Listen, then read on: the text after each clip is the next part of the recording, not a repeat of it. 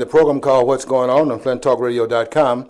I'm George Moss, the host of the program, and I have to say this before we get started, that I can hear myself coming through loud and clear this afternoon, and I'm happy with that. Last week when we were here, I was having some problems getting the audio feedback through the headphones, and we came across a little bit better than I thought we were, but I wasn't sure until I watched the tape, and it was up to the quality standards of FlintTalkRadio.com. This is the program called What's Going On, and we're here from 2 o'clock to 3 live, and you can pick us up anytime on your podcast station at work, whatever time you want to tune us in. And I'm here every first and third Mondays, and if we have a fifth Monday, I'm here by myself, and then on the second and fourth Mondays, we're here with Miss Catherine Hunter Williams. And we want you to stay tuned to all the programs here at FlintTalkRadio.com. We're working very hard here at the studio to become the #1 podcast broadcast studio, not only in Flint, but also throughout the Genesee County area. And before you know it, we're going to be competing with CNN and all those alphabet soup stations out there. We're going to be competing with them, trying to become your network of choice as far as local programming is concerned, and talking about current issues and keeping you up to date about what's going on in your world. And I'm still trying to build this movement, by the way, that we are going to eventually call for and be public about our interest in having a Constitution Convention. That has not been dropped. We're not going to be a fly-by-night operation and say one thing on Monday, and by Friday we're tired of it. We're going to continue to stay at this until we get this job done. We've got to have some intervention that will stop the steamroller from happening, running over us from Washington, and we are going to have to put some skid marks in place, and that is forthcoming. We are in the last parts of getting our plans in place, and I think by the end of this week or the first of next week, we're going to be able to come out and announce some major things that are happening along that line. We are working behind the scenes to get everything in order, but by the time we get to the weekend, hopefully, certainly by Monday of next week we'll have something to offer publicly about where we are and where we are planning on going from here. It takes time, but we are working as fast as we can, and we are going to be doing some networking in our next step. We think we got the pieces pretty well in place right now, but you never know until you go back over your notes. I'll have to tell you this. I haven't said this before publicly. We have 8 people that's working on it in 3 states, and we basically are faxing each other and emailing and sending attachments back and forth. And I'll send something out, and they'll send something back, and has the lines in it and marking things up, and we're kind of changing just a little bit of the discourse. But we're going to get it right before we come out to the public, and when we get it out in the public limelight, it's going to be nailed down to a science, and we're going to be running full steam ahead trying to get this done.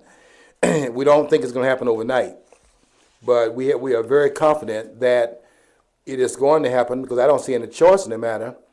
From what I see going on right now, it looks like the urgency of the moment is becoming more urgent every day. So we're not going anywhere, and the network is going to continue doing its work from right now behind the scenes, but publicly sometime in the very near future.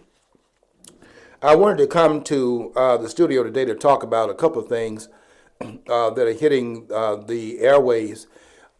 One of which, let me start with, I think we're going to hold off on the sequester issue until maybe the second topic we bring up this afternoon. The first topic I want to bring up is Dennis Rodman going over to North Korea. John, have you been keeping up with this? Dennis Rodman going to North Korea and come back and tell us that Kim Jong-un is a wonderful person? Have you been keeping up with Rodman, that? it's like, oh yeah, now we're accepting a guy who he had like a mental breakdown or something when he was a Piston. No, he was working for the Lakers, wasn't he? Yes. He got weird when he started working for the other basketball team. Yes. Well, he was up with wedding gowns and crap like that. Yes, he was doing all of that, and he was pretty much a weird character before that. He was pretty weird when he was working with the Chicago Bulls. That's what it was. And he was instrumental. He did go with the Lakers team also, but he was instrumental in And those 6 championships over there that the Bulls got, some of those were Rodman's in his corner because he didn't like to shoot the ball. That that was Michael Jordan who didn't mind shooting, and would have been happy to shoot all the baskets. But Rodman was not a person that wanted to really shoot the ball, but he was tenacious on the boards, and he needed somebody to get on the boards. Michael Jordan wasn't going in there. So they had Rodman doing it. Well, Rodman was invited. I think you probably have been keeping up the news. Our network, those who pay attention to what we do here at FlintTalkRadio.com, you're aware of the breaking news and things that are happening in the world because you pay attention. But I just had to come to the studio this afternoon and talk about Dennis Rodman. Dennis Rodman went over to North Korea and was invited there by dear leader number 2, who is Kim Jong-un.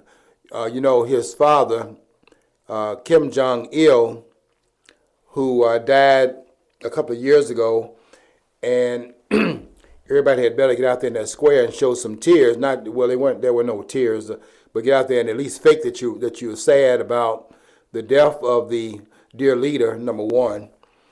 And they were all out in the square, and there were no inches that were necessarily needed out there. And I didn't see a single wet eye, but they certainly made all the sounds. You ought to go, and by the way, if you haven't seen some of the tapes of the morning in the aftermath of Kim Jong-il's death, you need to go and see the videos. There are a lot of videos that are out there that captured this fake crying that was going on. Some of those persons should have got some of those Academy Awards were handed out last week. They outdid the musical Les Miserables. What is that thing called? Les Miserables. That's my French. I took Spanish, so I might be murdering the French too. I murdered the Spanish when I was taking the class in college as well. But those films are going. All those films that came out and had all of these awards, the Lincoln film, they had better acting over in North Korea. Because that was some great acting out there. There was not one person who was out there making all that noise, and you know how you make a sobbing sound, and I didn't see any tears coming out of anybody's eyes, yet they kept wiping their eyes and beating the pavement with their fists. I mean, they were just so broken up, and every once in a while you see them raising up from the pavement as they're down there beating the pavement. It was so in bereavement of Kim Jong-il's death that they raise up every once in a while, make sure the camera that was on them, because the cameras in North Korea is everywhere, because when you live in a police state, every one of your moves is monitored. And they just had to look up every once in a while, make sure the camera was picking them up as being part of that group out there mourning. Otherwise, it might have been the firing squad. So Rodman goes over there. I don't know how many days Rodman was over there in North Korea, but we go over there to come back to the United States.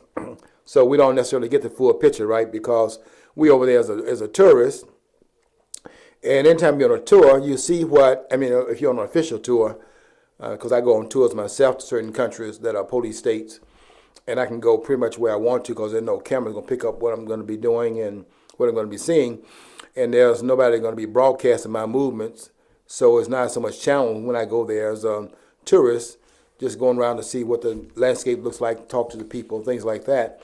As long as there's no press around, you can move around as long as you don't say anything. But Rodman was an official guest of Kim Jong-un, and he, no doubt, showed Rodman all the good things that the dear leader is in fact doing in North Korea. And Rodman came back here with a message from the dear leader to our president. And the message was to Rodman, not through the ambassadors, but through Rodman, the basketball player. The message was that the dear leader wants the president to call him as soon as possible so that they can have a chat. And the reason why they should have a chat, according to Rodman, is because they both like basketball. I mean, Dennis Rodman came back and told us that, of course, the reason why he was invited was that he was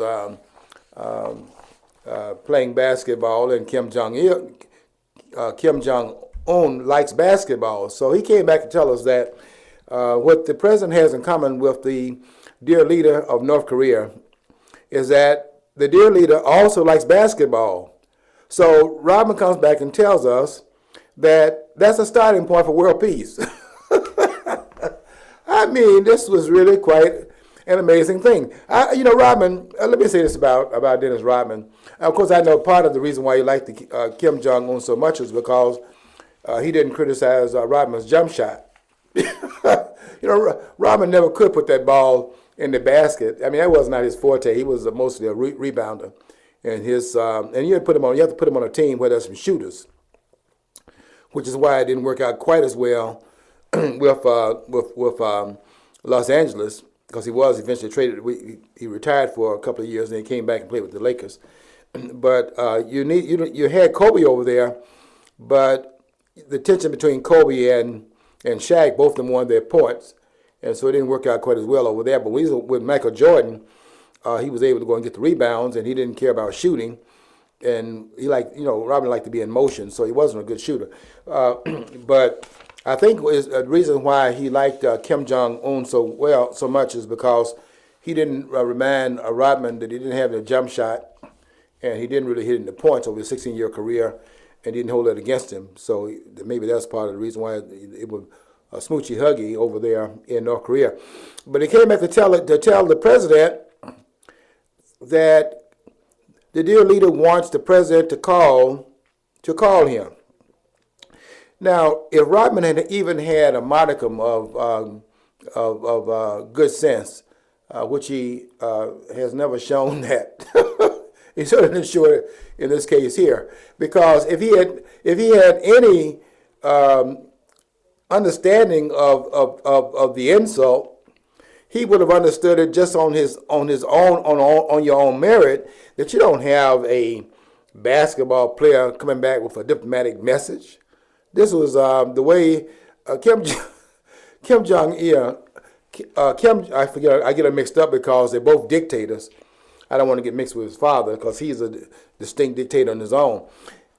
Kim Jong-un was actually insulting the president through Rodman. Here's a national leader, a dictator that is in fact sending out mixed signals to the United States. On one part being aggressive, then another part trying to act like they're conciliatory as they build more weaponry and become more aggressive, shooting missiles over our allies' territory and things of that sort, landing missiles to show the range of the missiles they have at this point and making them longer range than they were the time before. He sends to show the insult, which Rodman couldn't pick up because Rodman is a basketball player who couldn't shoot the basketball, sends a message back that he wants the president to call him. Now, if Rodman had just understood that wasn't unprecedented, because that had happened before. You remember, I don't know if you can recall, back in the Carter administration. Oh yeah, we have a little bit of history here. And that was when Carter sent Muhammad Ali over to Africa. Remember that? Where he's going to be the ambassador. Now, he doesn't have any official title, but he's a boxer. He's an athlete. And Carter is going to send him over to Africa to talk to leaders such as Julius Nyerere of Tanzania, Museveni of Uganda, some of these leaders, right? And he's going to go over there as the ambassador to on a mission from Jimmy Carter's administration. And got over there and got his feelings hurt because the African leaders were saying that we are the heads of state, and you're going to come over here as a boxer to talk to us, and we are the leaders of our country, and you don't even have a political title, and you come over here to talk to us as the head of state. So had Muhammad Ali, the great Muhammad Ali, the boxer, probably the greatest boxer of all time. He certainly didn't know anything about politics. And he asked him, he said, am I doing something wrong? And he told him, in no uncertain terms, yes, you are. Because when we talk to governments, we talk to the ambassadors of those countries. We don't talk to boxers and it would have been this in this case here, basketball players to Anthem State. And before, and even Ali could have seen the same kind of mockery. It wasn't intended mockery; it just shows something about the thinking that went on, that goes on among some of the leaders here in the West. As a matter of fact, inside the United States, they used to send people over there like Louis Armstrong, the saxophone, not the saxophone player, the trumpet player, and they would send Louis Armstrong over there, and he would be over there as the American ambassador. Now you send entertainers over there as ambassadors to African states that had just gotten the independence, so you're going to send the entertainers over there. And they sent Louis Armstrong over there because Louis Armstrong looked like some of the Africans over there that are untainted. And the idea of sending him over there, he looks like Maurice Deshambe, and looks like got a little bit of that Kenyan look and so on. And so looked like he was just left the continent last week. And so they sent him over there, and he was playing his trumpet. But nobody wants to talk to him in the government, because the government wants to talk to the diplomats. They don't want to be talking to the person playing music. Not even they wouldn't even want to talk to Clinton until he gets elected. He can play the saxophone all he wants to on Jay Leno program, but until he becomes president, you don't go over there playing the saxophone. And so that is the kind of mockery, and Rodman hasn't awakened to it even yet. And I saw John Papadopoulos interviewing him. I think this must have been yesterday. I know it was on the weekend. And they had, I saw a clip of it. I didn't see it live, but a clip of George Papadopoulos of Good Morning America interviewing Rodman about his experience in North Korea. Like, this guy's a head of state. And if he has something of some remarkable import to bring back to the United States that's going to melt the ice between the two leaders and their governments, and somehow we're going to just get out on the basketball court through Rodman, and if they can just simply work their differences out in terms of common understanding of how great basketball is, then we're going to live happily ever after. Now, if it's about golf, if Kim Jong-un likes football, then Houston, we got a problem. But basketball, that resolves it. And so, Rodman, if you don't mind, we'd like to get serious here every once in a while at flinttalkradio.com, and we need to have you give us something to talk about that gives us a more serious footing. We can move to that footing, though, in terms of talking about another issue that's come up this past week, and that was the sequester that kicked in, as we had predicted here at flinttalkradio.com. It kicked in because we knew there was not going to be an agreement between the two parties on the budget, which we haven't had a budget now in 4 years, and there was no way there's going to be a budget before the March 1st deadline, where the automatic cuts would, in fact, kick in. There's been a lot of debate going on as to who caused it, and I have been writing on Facebook. I want you to join me on Facebook, and I want to make a wider contact, because I need some ambassadors out here myself. I won't be using Rodman, by the way, but I'll be using hopefully some of the politicized ambassadors out there that don't have an official title, but you want to get involved in making a difference, and I want to make a difference, and I think we have a vehicle in order to do that, and we got to get this done, and we're going to put those skid marks on what's coming out of Washington. But in terms of the sequester issue, we've been going back and forth about where it germinated from and the origination point of it. And I think we can nail it down now. And that is very clear. It's been clear for a while, quite frankly, because I put on Facebook a post that occurred in 2011 with the president saying that the idea was his idea. So there's no doubt about that. But the president then disavowed that during the debate with Romney. In their, was it second debate or third debate, that he disavowed that he had any role in calling for sequester, and said it would not happen, said that he's not going to sign it, and he didn't initiate it. It came out of the Republican Party, and he was not going to sign it into law. Well, we know all of that was, in fact, more of the president's gibberish, more of the president misdirection, more of the president lying. to the American people, because the idea did germinate out of the White House. That's something that after they hemmed Jay Carney, his spokesperson, media spokesperson, up into a corner and didn't give him any wiggle room, he had to finally come out after he and hawing for about 5 minutes, had to come out and say, yes, well, it did come out of the White House. And 2 years ago, in 2011,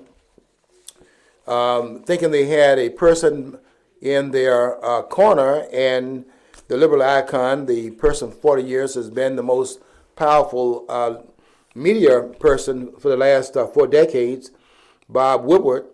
They invited him into their space and made him privy to the sequester issue, and told him, which he reported, that it came out of the White House. I don't think it was a matter of him turning against anybody, but when it came out of Bob Woodward's mouth, that was quite an interesting.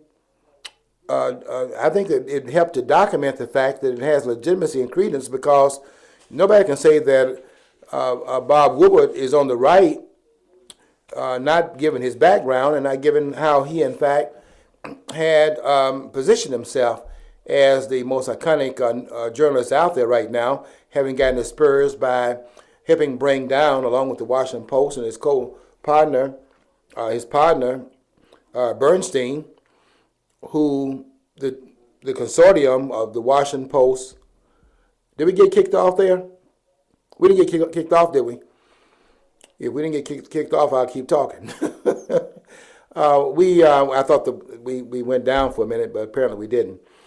Bernstein, Bob Woodward, Ben Bradlee of the Washington Post stayed on Watergate until they brought the House of Cards down. And that break-in that occurred in 1972,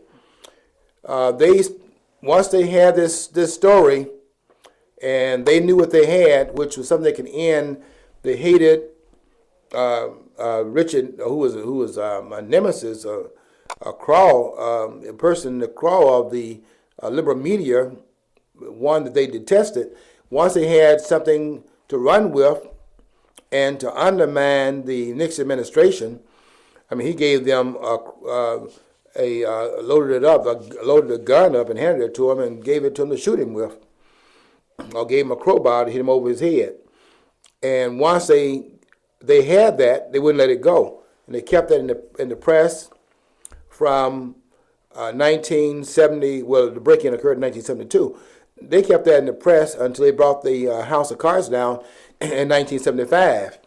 I don't even know if the American people really understand what really occurred in Watergate, now that I think about it, and one of which is recorded in the book written by one of the president's men. Woodward and Bernstein had a book out called All the President's Men that was made into a movie starring Robert Redford and Dustin Hoffman. I think was the co-star of that movie. So if those two stars are in the movie, it has to be absolutely true. But I don't know if we even understand what occurred here around Watergate. But if you go read Haldeman's book, who was one of the president's men that Bob Woodward and Bernstein are talking about in their book, you'll see that one of the persons was Haldeman. Ehrlichman was another, but Haldeman wrote a book about it. It's called The Ends of Power. And in that book, he talks about the fourth estate. That we know the three estates. We know the legislative, the executive, and the judicial, which are fiefdoms and power centers. But there's another power center that's not subject to appointment by any government unit, and that is the press, and that is the liberal press. And what Haldeman talked about in that book called The Ends of Power is that the fourth estate, that is to say the media, in this case the liberal media, is what brought the House of Cards down. And if you go back and look at it and just be very careful in how you go through the information, you'll see something that you have not probably paid a lot of attention to. But before the government was brought down, the one that was elected in 1972 was Richard Nixon's president, and Spiro Agnew from Maryland was the vice president. we had a Greek vice president, and we had Richard Nixon, who I think is either him or his wife was Irish, and that consortium, that power block, that conservative power block was unpalatable to the liberal media in the New England states. You can even read that in the book written by Carl Oglesby called the Yankee Cowboy War, the struggle going on between the elites on both the East Coast and West Coast. And you want to read about that in that book. But what occurred in Watergate is something we have not paid a lot of attention to, and that is that when you go back and look who was elected in 1972, you'll see that Bob Woodward got his spurs out of bringing down a government that was elected, and the elected leaders were Richard Nixon and Spiro Agnew. Well, Agnew was out there with some baggage also. It wasn't Watergate, it was something else he was involved in. It looks like he had done something that was preemptive of the time period in which Jesse Jackson Jr. was involved in, taking money that didn't belong to him, put it in his pocket and things of that sort, something that politicians have a problem with on a regular basis. And so they went to Spiro Agnew with information they had about his malfeasance in office. And they said to him, according to our reports, you need to go and go quietly.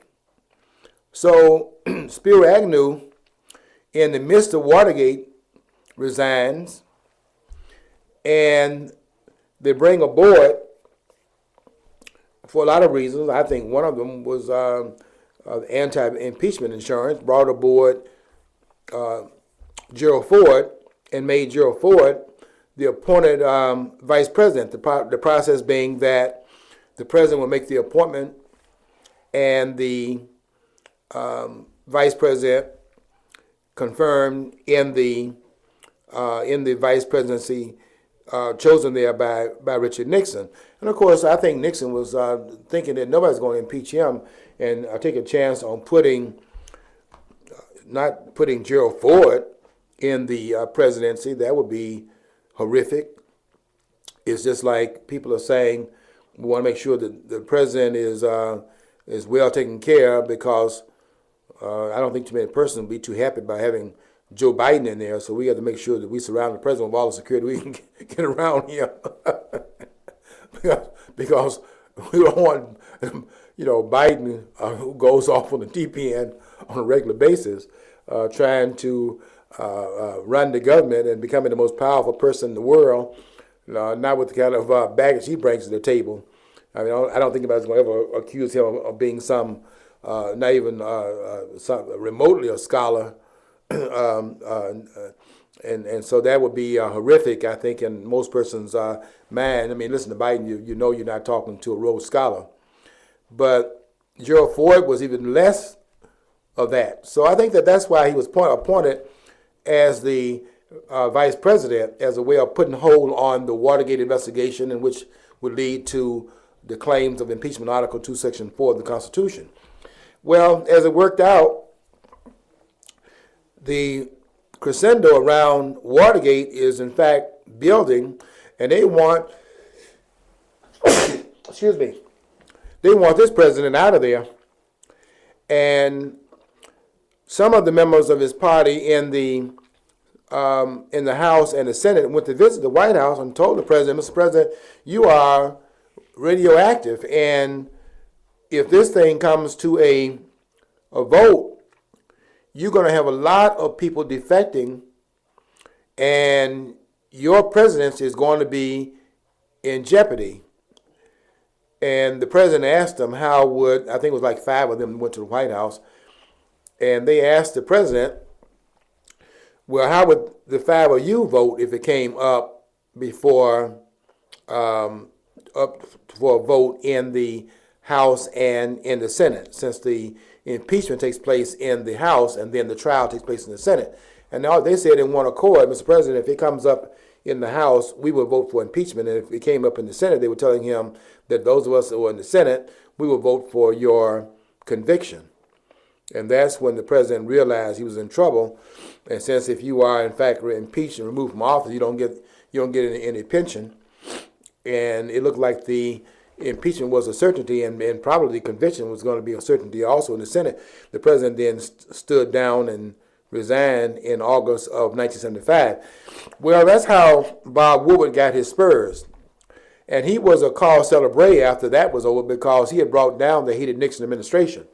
But then Woodward, who's still on the left, and I'll read something to you about that in just a minute from a great article that came out today in Town Hall Press, the Town Hall column by Bruce Bielowski, who has an article called "Bob Woodward, Conservative Warrior." He's not a conservative warrior; he's still on the left, but he did something that showed that he did have character, and that was that being on the left, he came out and did his job. He reported the facts as he knew them. And although he's still not an advocate of conservative anything, he showed his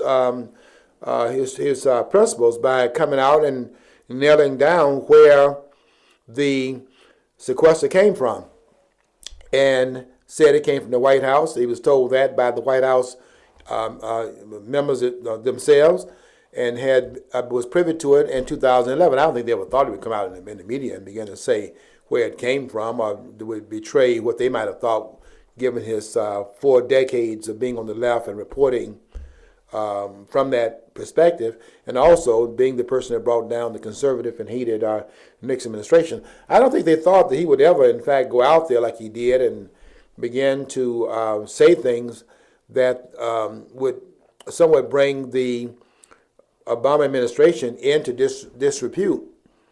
But that's exactly what he did, and it shows a certain amount of principles, level of principles that this man holds on to be able to have done that, because that's unusual. And if you look at the response to it, you see how unusual it actually is, because everyone else on the left has now kind of ostracized Bob Woodward and pushed him over to the curb, because that's a no-no to have come out that way. But it's interesting. There's been some other persons though that have come out. One of whom I thought would never come out in terms of making the comments that he made was Lanny Davis, who has been one of the president's most staunch supporters on these conservative talk shows. I see him on Hannity all the time. Every time I see him up there, he sounds like Juan Williams. But he was up there, he's out there saying that the president had, there had been something out of the White House that also had threatened him. I'm not talking about threatening that they're going to do some body harm to you. I'm talking about maybe hurting your career, or not giving you access to the White House, or putting you on hold as far as inviting you to conferences and things of that sort. I think that's what they're talking about. They're not talking about going knocking in, not meeting him in the alley somewhere and hitting him with a 2x4. That's not what they're saying. The threat is professional. It's a professional threat. It's an attack upon the. John, can I get some tissue? It's a threat upon the professional engagement, which disallows a reporter from doing their job, and so you're no longer an insider. I think that's what the threat was in terms of what they were saying. They're going to disengage him. Just give me 1 second. I'm coming down with a little bit of a cold here, and because the show must go on, we don't believe in canceling the programs out, because we know if we're not here at fronttalkradio.com, then you're going to be missing something important that's going on in your world. So give me 1 second here as I take care of just a little bit of a little cold problem.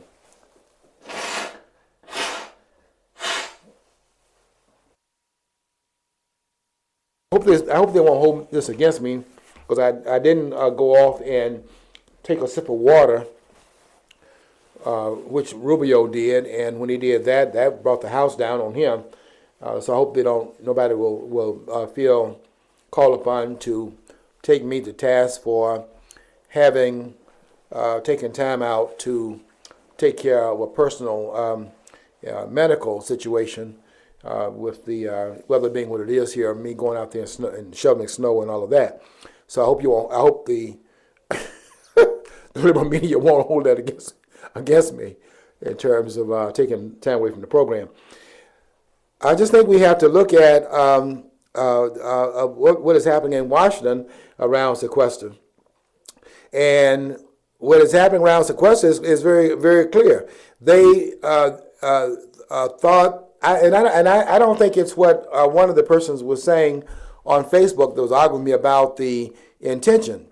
One person was arguing, incorrectly in my view, that the White House never intended to have the sequester go through,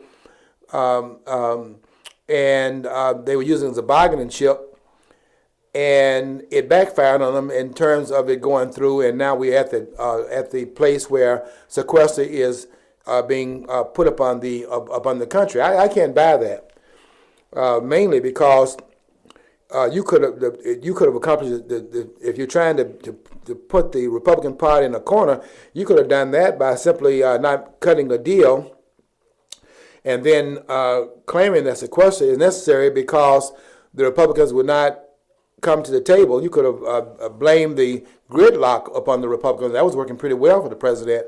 But when you sign a bill into law, and then somebody's going to argue that they didn't intend to have the law go into effect, I think that's nonsense. I think what it was that they're going to pass. They wanted sequester to go through.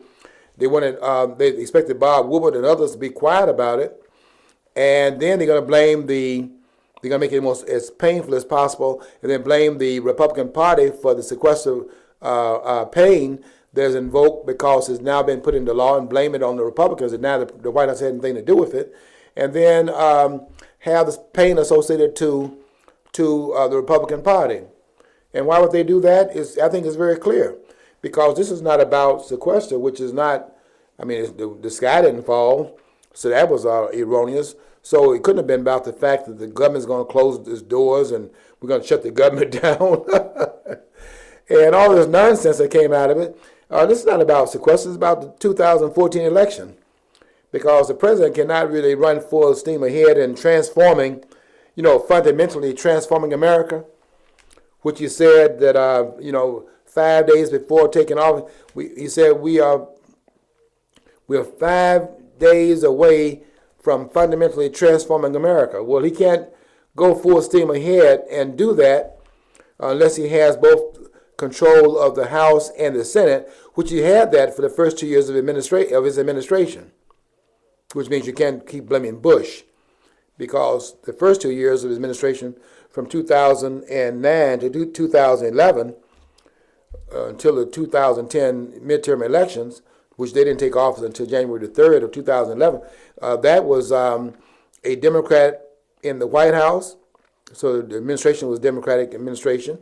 Then they had Democrats controlling the House, and Nancy Pelosi was the Speaker of the House. So you're not the Speaker of the House in the Democratic Party unless the Democrats are in majority in the House. That's how we got Boehner in there now. I don't know why what he's doing, but the Republicans have a majority in the House right now, so we got a Republican Speaker. That's the way it works.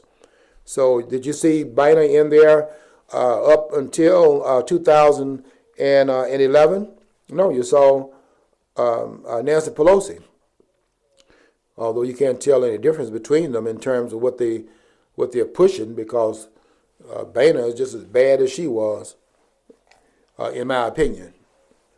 So this sequester business, I think, was the president having gotten caught as the origination point of the sequester, which really we need to explain what that is about, because I don't think the American people understand the charade that's been played on them as far as sequester is concerned, because the American people think that they're talking about whatever we spent last year on what the budget was in 2012, and the fiscal year starts, the budget starts over again the fiscal year starts in October. So we're in the fiscal year 2013, but the fiscal year started in 2012, in October of 2012.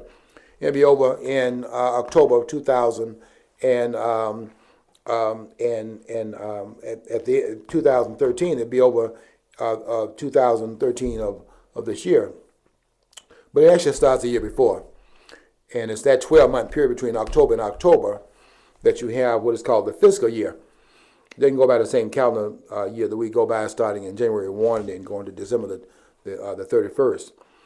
And we thought, if you thought, and I think most American people did think this, that they were talking about $85 billion, which is really a pittance if they were talking about cutting $85 billion out of what they spent last year.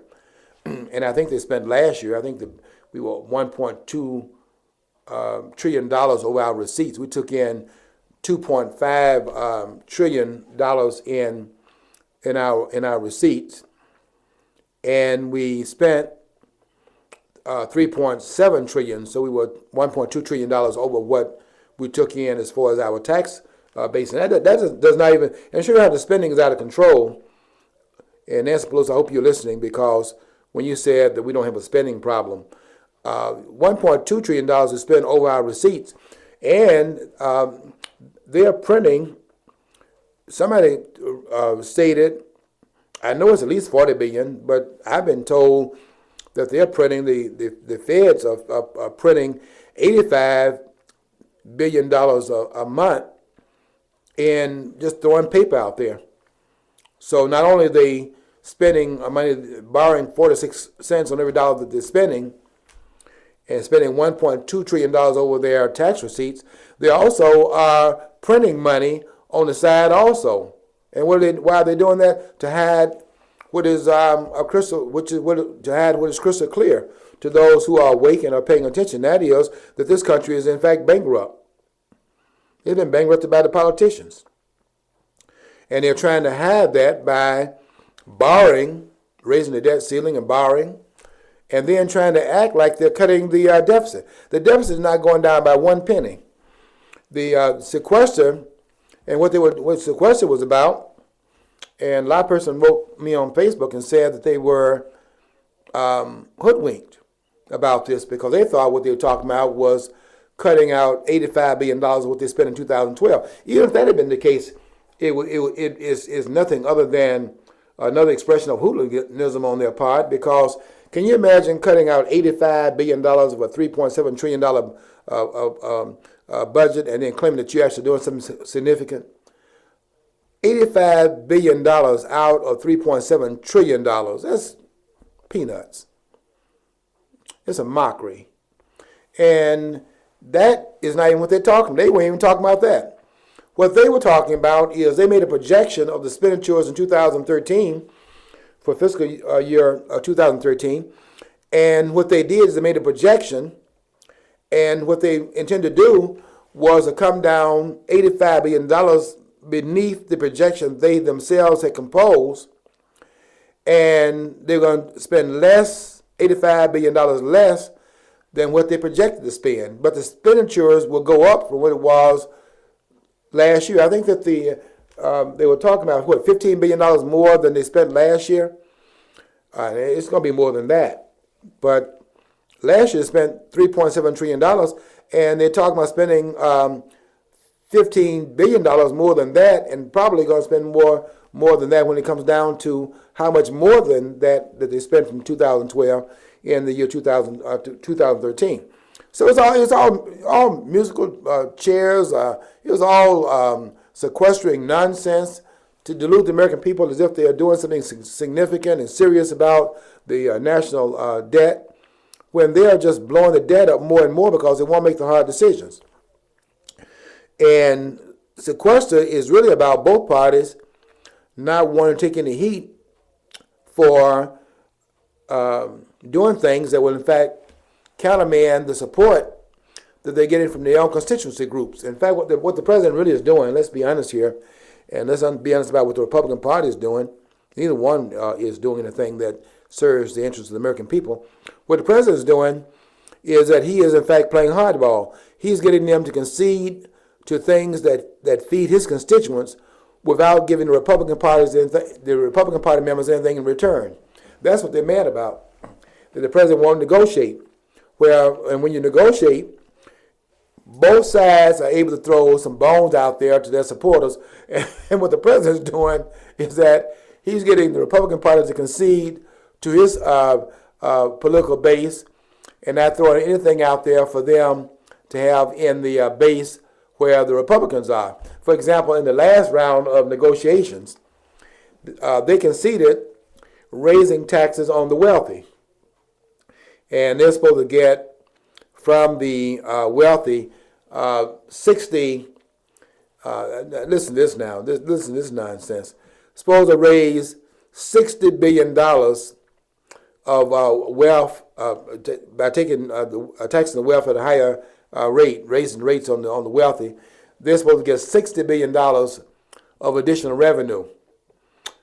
They spend that, you're spending $85 billion a month. So $60 billion will give the government its revenue for less than a month's period of time. So it's all showmanship. Did you ever see that Bill Whittle video on YouTube? It's called Eat the Rich. Yes. And they said, well, we take all the rich people's money, and how long will this last? Well, we take this guy, and we combine them, we take this, and they had a calendar, and it would run the government for this much, like 3 or 4 days. Right. And then you do this and this, and basically deplete everything, all the wealth in the nation, basically, and you still maybe keep it going for a year. Mm-hmm. And I posted that, and everybody said, well, that's put it out there by those evil Koch brothers, or Koch brothers, or Koch brothers. And I said, yeah, but okay, but the question's still, okay, if that much money is being spent, regardless of who putting that out there, that's probably a valid point. Well, we don't like to see, that's what liberals do. If I were to do that about them, saying, well, you're just a liberal, you're attacking the source. You're not actually attacking the core issues or a claim. Mm-hmm. But they can do this all the time. They say something about Rush Limbaugh, or Mitt Romney saying the comment about 47% of the population, not paying for taxes. Mm-hmm. That's reality. I've talked to tax preparers. They say they go through the motions, they file it, but they don't pay taxes. Let's face it, people get money back also. Yeah, people get money in earned income credit, which means money they never earned is given to them from somebody else. Mm-hmm. Well, how's that fair? That's not fair, and that's how. That's why the Republican Party is complaining, because they're not getting anything in return in these political deals they're cutting behind the scenes, where both sides are, in fact, misleading the American people about their sincerity of actually governing. What they want to do is maintain power. And the argument really in Washington is over who's going to manage the estate, not that they're going to get the house in order. That's not what the argument is about. They want to be the managers over the big government policies. And so the president has shown himself to be a consummate politician in terms of playing hardball, that he wants the continued fettering of the constituents that he represents, and while giving nothing in return. And that leads to 2014, the midterm elections. And Katie by the door, if he gets his wish, which is have the House turn over to the Democrats, and both of the Houses of Congress are in the Democratic camp, and the presidency is in the Democratic camp as well, and you'll have that to deal with for the next 2 years. And Katie by the door if that happens. But Bill Whittle is right in what he did in that video that John was talking about. And that is, if you confiscate all the wealth of the rich, just 100% of the confiscation, let's just do a confiscatory policy in place where you appropriate all the wealth that they have to the government. What are you going to do? What are you going to do next once that is in fact taken and your deficit has not yet been pared down? What do you do the following year after you have in fact taken all the wealth out of the economy? What are you going to base the economy on the following year, since you've killed the golden goose? And that's what Bill Whittle was talking about in that video you're talking about, John. That's not the Koch brothers. That's reality. In fact, if you threw the whole economy at the problem, you come up short. You come up $1 trillion short because... And this administration has given $250 million off the bat that we know of to this Muslim Brotherhood that's now been power. Unbelievable. Why would we do this when the word Muslim Brotherhood denotes to me that these people are not going to be the moderates that they always say that exist in the Muslim world? I mean... It boggles the mind what Washington's in fact doing. I don't know why we're doing this. Yeah, Well, John, we got to come to some understanding of who we have in the White House and the tendencies. We have this president is really. I don't know if there's another person on the planet, quite frankly. I certainly don't know other black person on the planet who's had this president's background. Look at the mixture of ideals this president has been around in his upbringing. I mean, how many times can you go through these different kinds of network where there's different kinds of political ideals that are being put into your consciousness as a child growing up? And what does that do in terms of your balance and your outlook, your worldview? And so on. This president is a consortium of so many different things in terms of attending school in Indonesia, the largest Muslim country in the world, and in Hawaii, where he's around grandparents who are, from all indications, were communists, and then going to Chicago and having some affinity for the black nationalists in terms of the church he attended for 20 years. Didn't hear anything that was being said in the pulpit, of course. I had earmuffs on the whole time he was there and never heard what Jeremiah Wright was, in fact, teaching, and was around the radical elements in terms of Bill Ayers and having come out of the Solinsky school. So I think this president, it makes sense when you put the pieces together about what this president is in fact doing from his worldview. His worldview is not shaped by the worldview of blacks in the United States. This person rides that wave that he is in fact part of the racial and political landscape of this country. I know when he stood up on the on February the 10th, 2007, it was out there at the State House in Springfield where Lincoln gave his Divided Nation speech, trying to claim that was his history, but that's not the president's history. The president is American, not through his father. His father is Kenyan. He is American through his mother. Another thing is, I did hear that his mother renounced her U.S. citizenship before Barack was married. That means, actually, if that's true, then he was not a U.S. citizen. If his mother renounced her citizenship, he is not a U.S. citizen. And that's why those records are sealed. We have figured out why the president's records are sealed, and they're sealed, quite frankly, because the president was attending school here, taking advantage of the foreign exchange. It's like, the thing is, he was born in Hawaii, so I guess that makes him. He would actually be kind of considered like what they would consider an anchor baby. Yeah. Now, from the people coming in from other countries, they're from both nationals from another country, but they have a kid here. Now that kid, because he's just by principle, just solely American soil he's born on, he could claim citizenship. But so I guess, but technically, if his mother rejected it. Matter of fact, if you reject U.S. citizenship, you're only supposed to be allowed back in the U.S. The territories with having a visa and a passport indicating your nationality that you are now claiming citizenship or subjectship of. So to me, it's not just a sticky wicket. It's not a truther thing. If it is true that his mom rejected or renounced her U.S. citizenship, she was no longer a U.S. citizen. Yeah, and there's another question to be entertained also, and I think this is the one that was being brought before the Supreme Court. They of course rejected it in terms of having any presence in the court. They did not. They sent it back unaddressed, and that was a question that was being raised. They had nothing to do with the geography question. It had to do with the intent of the framers when they said natural born. The question that they were raising was, what did the framers intend by that? And what did they intend it to be? One parent, both parents would be citizens. We do know this, that unlike for the Senate and the House, John, where you can be born outside the country and run for those offices there, the president is the only one where natural birth is required. Not for the Senate and the House and members of the House of Representatives. But for the president, you have to be a natural-born citizen. So then the question comes up then, and that's what this guy was raising in his brief before the court.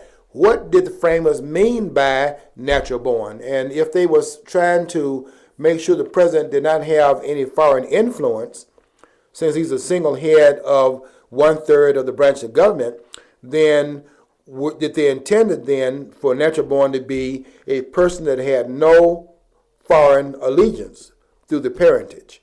And that question was in fact rejected by the court. But it's been very interesting to see what the court has to say about it, because may have questions about where he was born and things of that sort. There's no doubt about the fact that his father was Kenyan, and that would have been a very interesting question to look at the intent of the framers. I think the intent is pretty clear, though, in the sense that they didn't make natural birth a requirement for the House and for the Senate, nor is a requirement for the Supreme Court.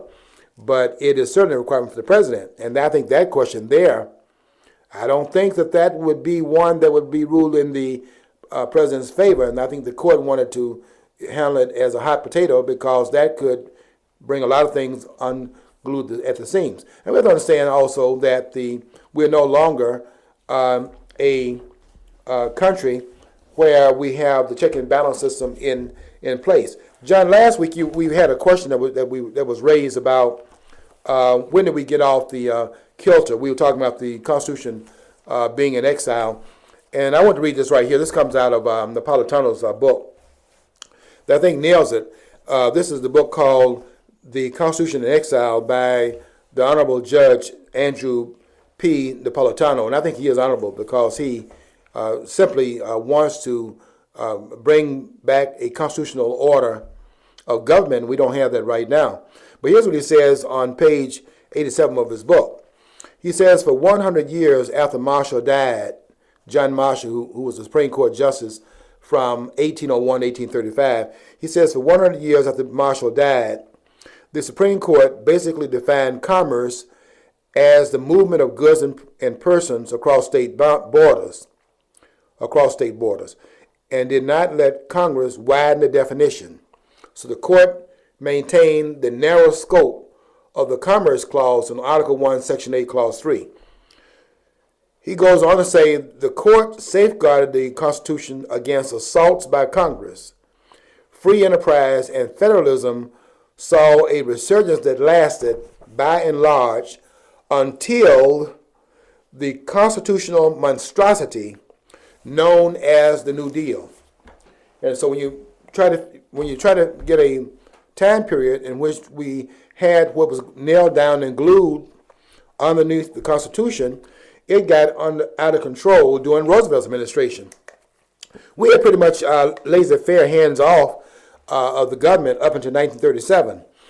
And the reason why that comes unglued is because in 1937, with the court striking down one thing after the other, the Roosevelt administration's New Deal policies, Roosevelt threatened to pack the Supreme Court, saying that every one of the members of the court that's over 70 years of age that did not retire within 6 months, for everyone that would not retire, he wanted to place a Supreme Court justice on the court for each one that had not retired at that particular point in time.